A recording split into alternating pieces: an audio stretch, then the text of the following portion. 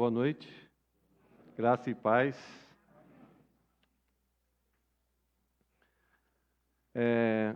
Evangelho segundo João.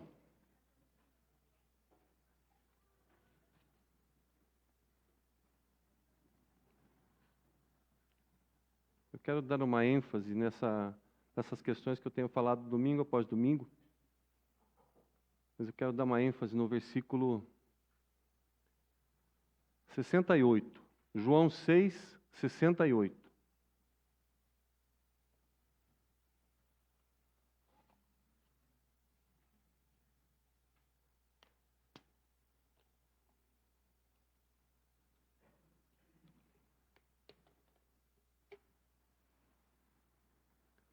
Evangelho segundo João, capítulo 6, versículo 68. Diz assim o texto sagrado: Respondeu-lhe Simão Pedro: Senhor, para quem iremos? Tu tens as palavras da vida eterna. Vamos orar mais uma vez. Pai querido, nós te agradecemos pela tua palavra, por Jesus Cristo, nosso Senhor. Amém. Lendo, estudando, pensando, meditando em todas as questões que envolvem uma pessoa muito especial para nós. Amanhã celebramos a Santa Ceia, já uma vez nesse dia. Celebraremos daqui a pouco, mais uma vez, a Santa Ceia. E tudo isso tem um significado. A aula de hoje também, o pastor Tomás falando sobre a ressurreição, a vida glorificada. E nada disso, nada, absolutamente nada disso tem significado se não for Jesus Cristo. Se não for Jesus Cristo. Mas é redundante, talvez, para um grupo de crentes, talvez na internet, quem esteja assistindo também seja algum cristão, algum crente, falar de Jesus, falar de Jesus. Porque se você está aqui, é porque você já o crê, já está com a fé depositada nele. Mas aqueles discípulos também estavam resolvidos em algumas questões. Aqueles homens já estavam bem resolvidos quanto a andar com Jesus. E esse versículo vai surgir no meio de uma série de situações que nós precisamos pensar neste nosso tempo. Naqueles dias, Jesus estava fazendo sinais, prodígios, coisas grandes diante dos homens. E os textos que nós temos que envolvem o capítulo 6, 5 e 7, eu vou citar só os subtítulos, nem precisa olhar, mas para vocês terem ideia do que estava acontecendo e das coisas imediatas a esta fala do apóstolo Pedro. Jesus multiplicava pães e peixes.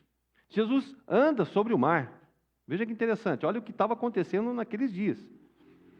Judeus, vendo todas essas coisas, assustados ou questionando Jesus se chamar pão da vida, eles vão entrar em debate com Jesus, e discípulos de Cristo, sejam eles verdadeiros ou não, estavam agora começando a se escandalizar com a mensagem de vocês vão participar disso, aquele que comer do meu corpo e beber do meu sangue.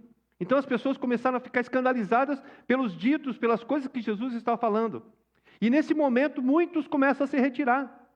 Muitos talvez pela influência do judaísmo reinante ali, muitos provavelmente pelos que estavam ali inseridos no contexto de Cristo, fazendo os seus ruídos, seus barulhos, agora estavam confusos. E aqueles que andavam com Jesus, viram a multiplicação dos peixes e dos pães, comeram dessa bem-aventurança, dessa bênção de Deus, agora estavam deixando. E alguns teólogos vão dizer que, nesse momento, Deus estava ali definindo que muitos que participavam daquela bênção, assim como nos dias de hoje, e como foi nos dias de Moisés, você vai ver no texto também, no capítulo 6, Jesus nos debates com os judeus, citando Moisés, multiplicando, descendo o maná, e aquelas pessoas, agora numa redenção mosaica, querendo que Moisés voltasse para multiplicar, agora eles questionam Jesus. Como você ousa dizer isso? Como você pode dizer isso? Lembre de Moisés, lá ele deu o maná, aí Jesus vai usar uma frase muito interessante. Se não fosse Deus, lá no deserto, não tinha maná. E se não fosse Deus aqui, me mandar para cá, não tinha salvação. Essa é a grande questão desse texto. Dos homens. Olha que curioso.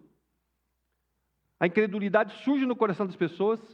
Está sendo preparada uma grande festa, que é a festa dos tabernáculos. Os pães asmos começam a surgir como uma ideia, como uma parte de que Jesus estava plantando ali.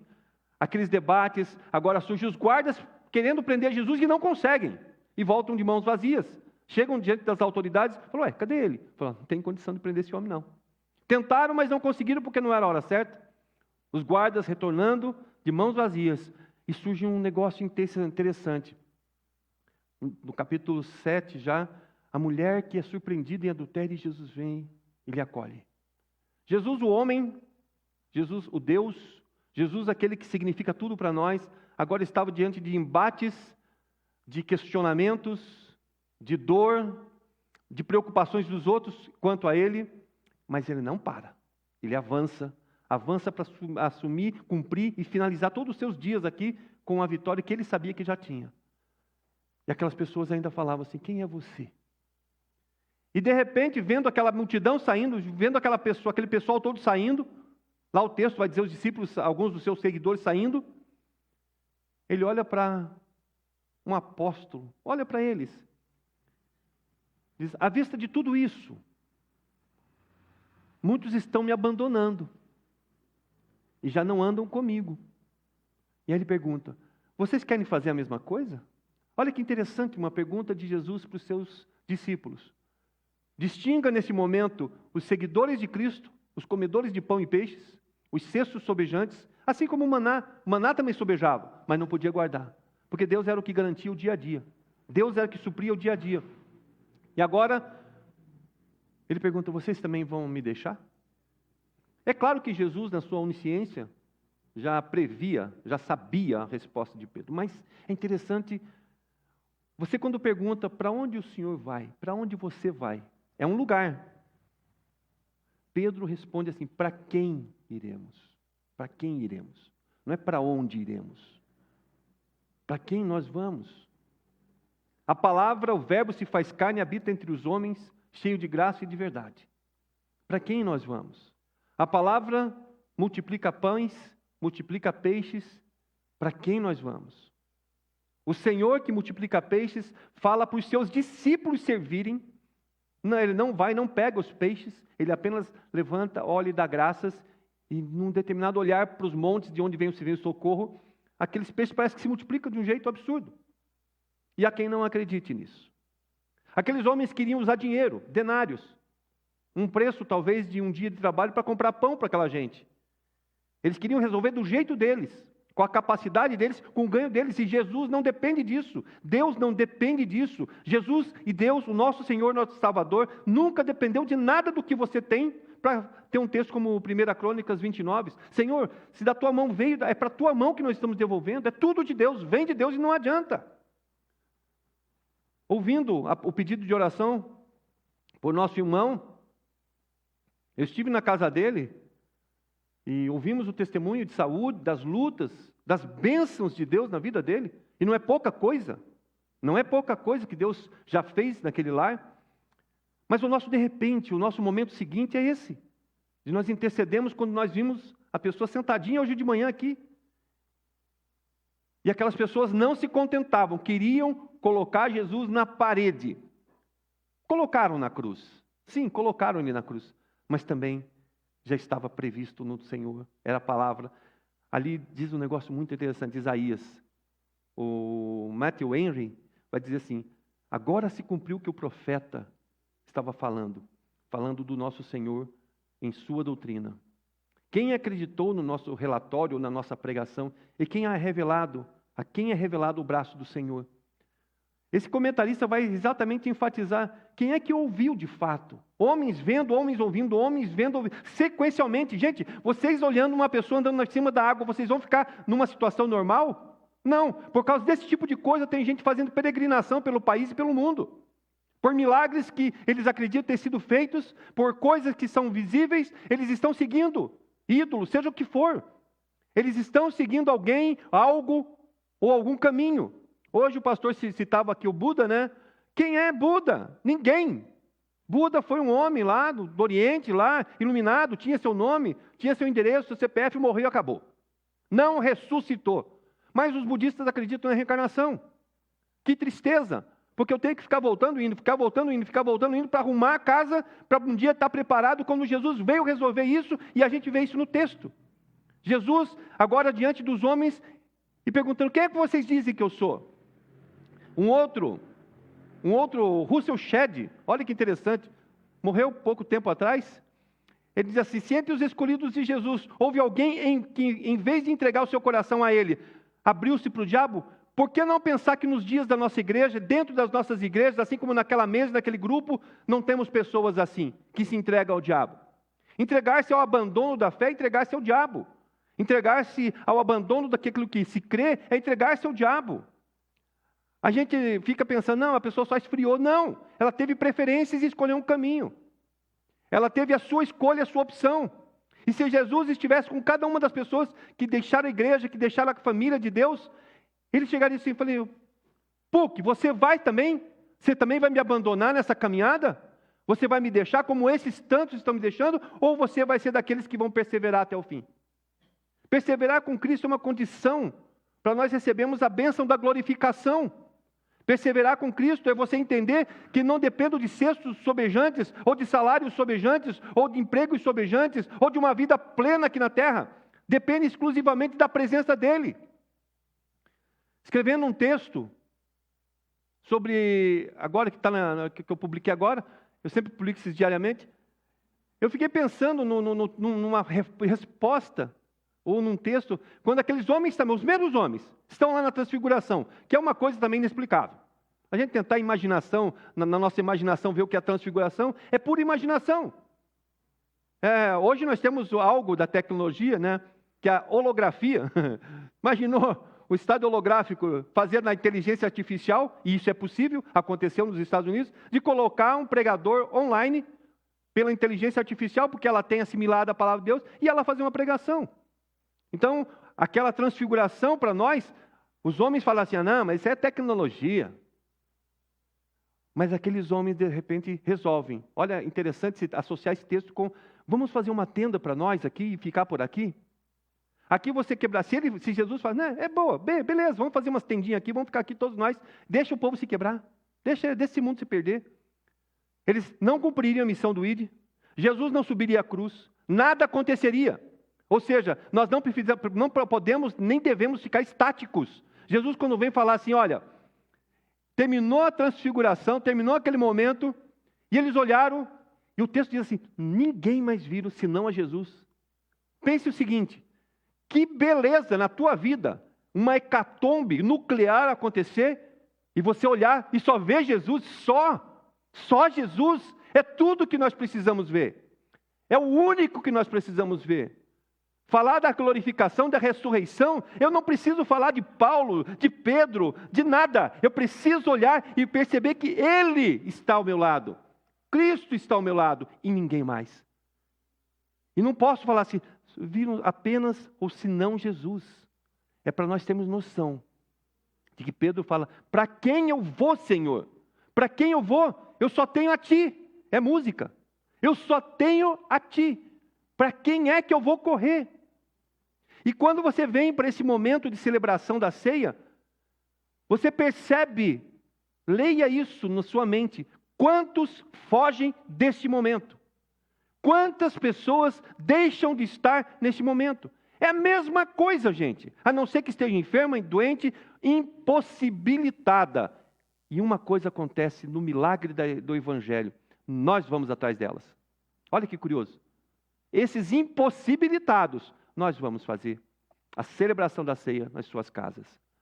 Mas aqueles que saem, que deixam a casa de Deus, que não dão devido valor, que preferem ver outro além de Jesus, que preferem ver outra doutrina além da doutrina de Cristo, que preferem ver outro templo, senão o templo da salvação, o templo de Cristo. Outras pessoas buscam recursos, buscam conhecimento, buscam tudo na nossa vida, na nossa realidade, nisso que oferecem para nós. E estão deixando de perceber Cristo, estão deixando de ver Cristo, estão deixando de saber para quem elas vão. Gente, talvez eu pregue, ou talvez eu misture as pregações daquele momento em que você vê o rico e o Lázaro. Quando você tem definido na sua vida, meu irmão, minha irmã, para quem você vai, você depois da morte estará no seio de Abraão, celebrando a vida do Deus Todo-Poderoso. Mas se você não reconhece para quem você vai, você acaba como aquele homem lá no inferno, pedindo um pouquinho de líquido para molhar o dedo, porque o calor é incessante, insuportável. Era uma figura, uma ilustração que Cristo trazia para nós, traz para nós, trouxe para os seus dias, de como será terrível não sabemos para quem nós vamos, ou melhor até, de quem nós somos. Como é bom saber que nós somos dele. Se isso não dá paz a você, sinto dizer, você não conhece Jesus. Se só Jesus não basta, se você olhar para o seu lado e não só tiver, se estiver só Jesus e você ainda estiver descontente ou não estiver satisfeito ou ainda não estiver em paz, alguma coisa ainda está errada na composição da sua fé e da sua salvação. Você pode estar passando por um equívoco salvífico, por um equívoco de presença de Deus. Nós conversávamos fé na fé, mas dos outros. Eu não quero ter fé no Deus de Abraão, eu quero ter fé no meu Deus. Eu quero saber quem é Deus, eu quero conhecer o meu Deus, eu quero me relacionar com o meu Deus, e isso vem a partir daquilo que ele também fala, eu sou o caminho, a verdade e a vida, ninguém vai ao Pai se não for por mim, eu preciso conhecer Jesus Cristo, eu preciso urgente conhecer Jesus Cristo. Por quê? Porque senão tudo que nós fazemos é em vão. Que beleza a aula de hoje, né, pastor? Que beleza falar da ressurreição dos mortos. A ousadia de Paulo, né? Paulo fala assim, olha bem, Pedro fala assim, para quem nós vamos? Só o Senhor tem palavra. Só o Senhor tem a palavra de vida e vida eterna. E Paulo fala assim, se nós somos daqueles que não vão ressuscitar, nossa pregação, a nossa fé é vã. Nós vamos ressuscitar, nós vamos viver eternamente, nós estamos com Jesus hoje. Não despreze essa obra de Cristo. Não despreze a santa ceia do Senhor. Eu falo aqui para vocês porque vocês estão aqui. Vocês não estão desprezando. Mas eu falo para quem está na internet. Para quem está lá longe de nós. E que por algum motivo não dá o devido valor ao sacramento. Não dá devido valor à obra consumada da morte, da cruz, do sofrimento do nosso Senhor. O estado de humilhação, lá daquela manjedoura de madeira até a cruz, que é o madeiro de vergonha. Se quem está fora daqui não valoriza isso, precisa voltar. Precisa voltar urgente. Precisa correr para essa mesa. Precisa, como nós cantamos músicas lindas hoje, para o Senhor, para adorar o Senhor, se jogar nos pés dessa mesa, não para idolatrar o pão e o cálice, mas para compreender a profundidade disso, porque é isso que quer dizer, para quem eu vou, se só o Senhor tem palavra de vida. A fé vem pela palavra da vida, mas também vem pela pregação. Vem por essa pregação que toca o seu coração e fala, será que o meu coração, de fato, sabe de quem é? Será que meu coração realmente está desejoso, completo? Ou ainda falta alguém ou falta algo? O mundo está correndo atrás de tanta coisa. Tantos estão correndo atrás de salários bons, de empregos bons, de viagens boas, de ilusões que enchem o coração, de desejos que fazem com tanta coisa o nosso coração ficar cheio. Só que quanto mais nós enchemos o nosso coração, quanto mais nós fazemos transbordar os nossos corações das coisas terrenas, das coisas prazerosas, nós vamos esvaziando do Espírito que nos dá a consciência de quem é Jesus Cristo para nós. Se cumpriu o que o profeta Isaías disse. Sim, se cumpriu. Um dos comentaristas, o comentário de Beacon, ele fala um negócio interessante que eu estava lendo. Ele fala que esse momento da palavra de Deus vir sobre nós, só tu tens a palavra de vida eterna. É aquele momento do encontro da Eucaristia, quando as pessoas vão encontrar-se com o corpo e com o sangue do Cordeiro. Porque era isso que Jesus estava falando. O texto que precede esse versículo é o tratamento do que será a morte e a ressurreição, a morte e a vida, a morte e a presença. Cristo presente nos elementos, mas fazendo a vontade dele. E aí, de repente, esse comentarista fala assim, que coisa, as pessoas estão desprezando esse significado tão profundo da Eucaristia, da nossa união com Cristo. Nós precisamos ver a abundância, a dádiva da graça de Deus e do seu Espírito sobre os homens, para que possamos brilhar e sejamos totalmente saciados. Quando Cristo entra na nossa vida, veja bem que a comparação é essa. Jesus multiplicou cestos de pães. Agora ele vai olhar para si mesmo e falar assim, eu sou o pão. Vocês comeram, beberam, mataram a fome. Mas eu sou o pão que uma vez comido, uma vez bebido, nunca mais vocês vão precisar comer. Porque ele saciará uma fome que vocês nem sabem que tem. Olhem para esses cestos e olhem para mim. Imagina Jesus conversando nesse nível com aquelas pessoas, dando a entender que aqueles cestos, perto do que ele era, eram nada. Então não adianta, vocês podem comer todos os pães, mas se vocês não estiverem comigo, não adianta. Eu sou o pão da vida, ele declara isso, eu sou o pão da vida. E o que é ser o pão da vida? É essa saciação que Wiersbe vai falar, ele veio para saciar a fome, a sede, tudo daqueles que não desistiram da caminhada. Se muitos desistem, eu tenho que perseverar. Se eu olho para muitos saindo da presença do Senhor Jesus, eu tenho que continuar. Porque a minha identidade é essa. Eu não tenho outra. Eu não sou quem eu sou de Cristo. Eu não pertenço a mim, eu pertenço a Cristo. Eu sou de Deus e de mais ninguém. E isso me basta. Então eu posso correr, conquistar, eu posso, como tem uma música muito bonita, conquistar reinos, conquistar poder, conquistar tudo. Sem Cristo, tudo é um vazio, tudo é nada, tudo significa absolutamente nada. Então nós precisamos entender isso. Por que nós podemos responder como Pedro respondeu? Senhor, para quem eu vou? Se só o Senhor tem a palavra da vida eterna. A quem eu posso recorrer quando o Senhor é aquela espada que vem dividir juntas e medulas? O Senhor é a palavra viva que divide e me dá discernimento da vida eterna. O Senhor causa em mim e traz a mim a vida eterna. Quantos de nós já não está dormindo? A gente brincou, né? O pastor brincou, né? Eu não quero ir agora, né? Mas quantos de nós já não foram e não estão sabendo? Quantos de nós já não estão mortos? Dormentes, amortecidos, mas sentados, infelizmente sentados, num banco que parece que se tornou uma tradição. Eu vou para a igreja, esse é o dia que o Senhor fez, eu vou para a igreja. Sai daqui. E vive uma vida tão distante. E não estou falando de pecados, sabe aquelas coisas odiosas? Não. Eu estou falando de uma vida vazia, sem sentido. O que eu estou fazendo aqui? Você consegue entender o que você veio fazer aqui? O que você veio fazer numa igreja no domingo à noite? Você consegue entender? Não é qualquer coisa. Prestar adoração a Deus não é, vamos acender um fósforo, acender um incenso, acender um sacrifício, botar um bicho aqui. Não, é muito mais que isso. O Senhor Deus, segundo a palavra do próprio Cristo, no capítulo 4 desse mesmo Evangelho, vai dizer, o Senhor procura verdadeiros adoradores, que o adorem em espírito e em verdade. E ele vai dizer, não é no monte, não é no templo, não pensem que é desse jeito mais.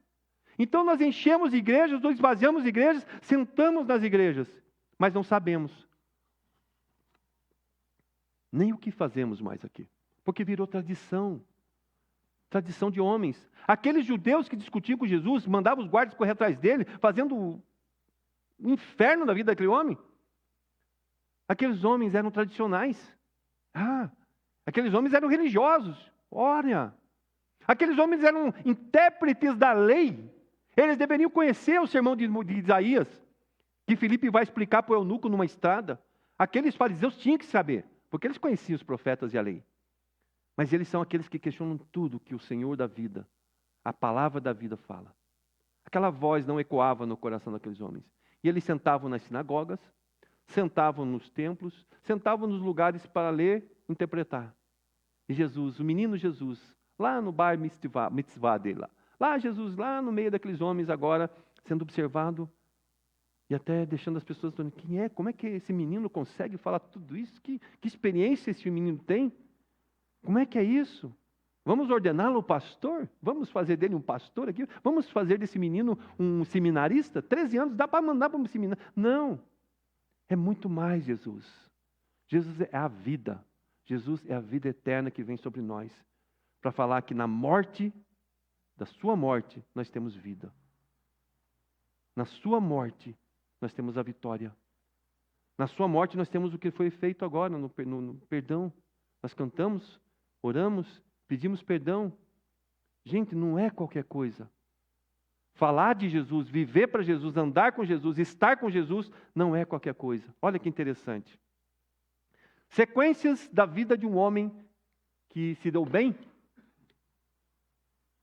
Será que nós poderíamos falar isso? Os fariseus batiam um pau, matamos, acabamos com ele. Acabamos com ele. Os fariseus, lá o Caifás, devia estar falando assim, conseguimos, acabou a bagunça aqui, agora não tem mais esse homem atrapalhando a vida da gente. Dali 3 dias estava aquele homem de novo ali andando. Estava ali aquele homem andando. Mas esse mesmo povo que desistiu, que abandonou, estava lá. Glória a Deus nas maiores alturas. Evangelho de Lucas, capítulo 2. Bendito que vem em nome do Senhor, Mateus 21. Filho de Davi, tem compaixão de mim. Marcos 10. O diabo vem e fala, filho do Deus vivo. Lá em Mateus, Marcos. Cordeiro de Deus que tira o pecado do mundo, o próprio João e o meu filho amado, sendo revelado por Deus em audição, para que todos saibam que ele é o filho amado de Deus. Tantas vozes, tantas declarações, tantas vozes falando quem é ele e o que é, o próprio diabo declarando, filho de Deus, Deus vivo, olha que interessante. E o que significou isso para o diabo? Nada. Para os fariseus, nada. Para aquela multidão que saiu e abandonou Jesus, nada. Mas estavam com ele, comendo do pão, comendo um peixinho, a pesca era grande, eram todos saciados e todos abandonando o nosso Senhor. Nós precisamos ter consciência disso. Nós precisamos entender claramente a diferença entre um falso discípulo, um seguidor de Cristo, e um verdadeiro filho de Deus. Diz a palavra do Senhor também, prosseguiu. Por causa disto é que vos tenho dito, ninguém pode vir a mim, se pelo Pai não me for concedido. Só vai para Deus. Davidson vai falar isso. Usar esse versículo de João 6,65. Jesus tinha consciência que os que o abandonavam não eram daqueles que o Pai lhe tinha dado. Deus conferiu filhos, conferiu eleitos, conferiu salvos. E ali na mesa do Senhor estavam os homens mais complexos que a humanidade pode tecer como liderança da igreja. E ao mesmo tempo, estava ali o diabo sentado à mesa. Porque Jesus fala nesse mesmo correr de textos que um de vocês é o diabo. Agora é interessante, já foi citado, acho que hoje de manhã talvez, nisto reconhecereis o Espírito de Deus. Todo espírito que confessa que Jesus Cristo veio em carne é de Deus. Quem confessa que Jesus foi encarnado, Jesus é o Filho de Deus que veio em carne, esse é de Deus. E aquele que não confessa, também não procede de Deus. De fato, todo espírito que nega que Jesus veio em carne, esse tal é do anticristo. É o espírito do anticristo. Nós precisamos saber exatamente para quem nós vamos. Quem é Jesus? E o que significa ser de Deus. Vários comentaristas vão dizer exatamente isso. Vão falar da relação pessoal de um povo que anda com Deus. Falar de uma relação pessoal de um povo que não desiste de Deus. Falar de uma relação pessoal que não me permite achar que só Jesus não é suficiente. Eu tenho que entender que é o suficiente e basta. Eu volto a dizer uma coisa, acho que eu falei domingo à noite passada. É muito fácil, e a gente até acha bonito, num leito, uma pessoa lá no leito, lá nos seus últimos diazinhos, lá, falar, eu quero entregar minha vida para Jesus. Não está errado. Se alguém chegou e pregou e ela crê de fato, não está errado. Mas eu quero dizer uma coisa para você hoje. É muito fácil, no desespero, na fome, na loucura, correr para Cristo. Mas depois, quando as coisas começam a se assentar, quando a poeira no caminho não tapa mais a visão, começa a sentar e você quer andar sozinho, sem Cristo. Aí você vai entender quem é de fato aqueles que o Pai deu a Cristo, aqueles a quem Deus elegeu na eternidade. E quando você celebra a ceia, quando você vem para a mesa do Senhor, você tem que estar calçado dessas verdades. Você tem que estar fundamentado nessas verdades. Da aula de hoje, da ressurreição, da glorificação, das verdades que o credo apostólico nos faz entender do Pai, do Filho e do Espírito Santo, do que é a igreja do Senhor, de tudo que nós somos para Cristo e de quem é Cristo para nós. Mas eu preciso urgenciar decisões na minha vida. Eu preciso urgenciar decisões na minha vida. E a maior decisão que um ser humano pode tomar na sua vida é declarar que Jesus Cristo é o seu Senhor e o seu Salvador. É entregar o seu coração para Jesus. É fazer de Jesus o seu senhorio, aquele a quem ele se submete, a quem aquele se obedece e a quem ele quer imitar. Sede meus imitadores como eu sou de Cristo. Para estar à mesa, eu preciso entender essa verdade, que Cristo veio salvar um pecador. Se você é um pecador salvo, você é um daqueles que foi chamado e comprado pelo sangue do Cordeiro. Mas eu preciso ter essa convicção. Porque o que resta, gente, e é importante dizer isso, o que resta para quem não está em Cristo? A morte eterna. O que resta de esperança para aqueles que não estão com Cristo? É ressuscitar para a perdição eterna. E nós precisamos entender isso, porque se eu estiver numa igreja acomodado, eu não entendi a mensagem de Cristo. Você pode fazer um discípulo para Cristo. Você pode fazer um discípulo para Cristo, se você for um discípulo de Cristo. Se não for, você pode até ser alguém que encaminha para o caminho certo, mas está mais perdido que aquela pessoa que, através de uma fala tua, foi e acabou se acertando na vida. Muitos já falaram de Jesus. Poucos, muito poucos são os escolhidos. Não está na Bíblia isso? Muitos foram chamados. Ali a multidão se retirava. Tudo isso era cumprimento da palavra de Deus, desde o Antigo até o Novo Testamento. Quem é você? Eu sei quem é Cristo e para onde eu vou. E sei que eu vou morar na eternidade. E sei para quem eu vou. Agora, de fato, quem é você? Qual é a sua identificação com esse Cristo que morreu? Aqui está a mesa do Senhor posta. Aqui está os dois elementos postos sobre a mesa.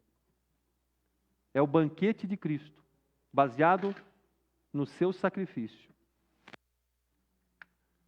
Esse é o banquete do nosso Senhor, que está agora sobre esta mesa. Uma mesa de amor, uma mesa de perdão, uma mesa de reconciliação, como eu disse hoje de manhã, mas é uma mesa perfeita. Uma mesa que representa aquilo de mais sublime que uma pessoa pode dar pela outra, a vida. Só a vida. Jesus deu a vida dele por você. Aqui está representado isso. Eu olho para isso, aqui derramou um suco aqui dentro da bandeja, e ele está correndo lentamente.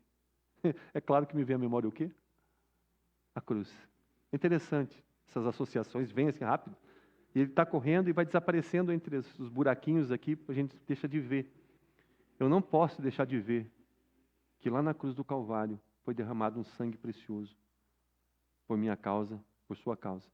Se você de fato é de Cristo, você sabe para quem você vai, então você pode estar nessa mesa, comer e beber.